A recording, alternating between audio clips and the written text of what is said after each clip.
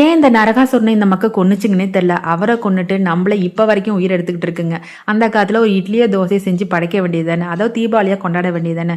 தீபாவளிக்கு முறுக்க பண்ணு, அதிர்ஷ்ட பண்ணு, இதை பண்ணு, அதை பண்ணுன்னு சொல்லிட்டு எனக்கு இந்த மாசத்துலயே புரட்டாசி மாசம் வந்துட்டாவே கொஞ்சம் கடுப்பாயிடுவேன். புரட்டாசி மாசத்துல ஆரம்பிக்கிற வேலை அது முடிகிற வரைக்கும் இருக்கும் பாருங்க. இப்ப தீபாவளி வந்து போச்சு.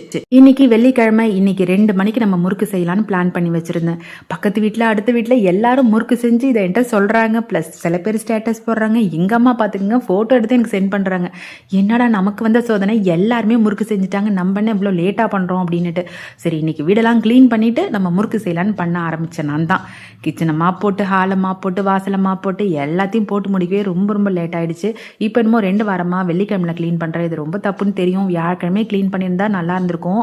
எனக்கு உடம்பு முடியல நேற்றுக்கு, அதனால் வெள்ளிக்கிழமை எல்லாம் க்ளீன் பண்ணிவிட்டு உள்ளே வரவே பார்த்தீங்கன்னா ஒரு 12:30 ஆகிடுச்சு. அதுக்கப்புறம் குளிச்சுட்டு வந்து சிம்பிளான ஒரு சாம்பார் ரைஸ் வச்சுட்டு இதுக்கு சைடிஷ் கூட பண்ணலை, ஏன்னா டைம் இல்லை. காலையில் இட்லிக்கு மாவு ஊற போட்டதே மறந்துட்டேன். அதையும் அந்த சைட் கேப்பில் அரைச்சி வச்சுட்டு விளக்குக்கள்லாம் கழுவி போட்டு வச்சுட்டு அதை சாமிக்கு படைச்சிட்டு அப்புறம் மறுபடியும் நான் சாப்பிட்டுட்டு சிங்கில் இருக்க எல்லா பாத்திரத்தையும் விளக்கி வச்சுட்டு அப்புறமா தான் முறுக்கு செய்கிறதுக்கு போனேன்.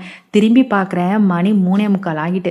ஐயோ இதுக்கு மேலே அவ்வளோ டைம் ஆயிடுச்சு அப்படின்னு நினச்சிட்டு செய்ய ஆரம்பிச்சிட்டேன். 2 வகை முறுக்கு பண்ணால், உளுந்து முறுக்கு ஒன்று, தேங்காய் பால் முறுக்கு. ஒரு சப்ஸ்கிரைபர் வந்து தேங்காய் பால் முறுக்கு கேட்டிருந்தீங்க. நான் ஒழுங்காக வீடியோ எடுக்கலை, அதை எடுத்து முடிஞ்ச அளவுக்கு எடிட் பண்ணி போடுறேன். இல்லைனா தீபாவளிக்கு அப்புறம் மாவுலாம் இருக்குது, உங்களுக்காக ஸ்பெஷலாக பண்ணி போடுறோம். சூப்பராக இருக்கும். முறுக்கு செய்கிறதுக்கு முன்னாடி என்னுடைய சன்ஸ்க்ரீன் அப்ளை பண்ணிட்டு தான் போவேன்.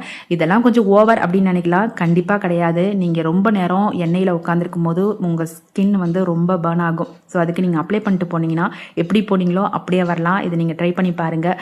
சரி நீங்களாம் முறுக்கு செஞ்சாச்சா? செஞ்சவங்க கமெண்ட் செக்ஷனில் சொல்லுங்கள். நாளைக்கு பார்க்கலாம். பாய்.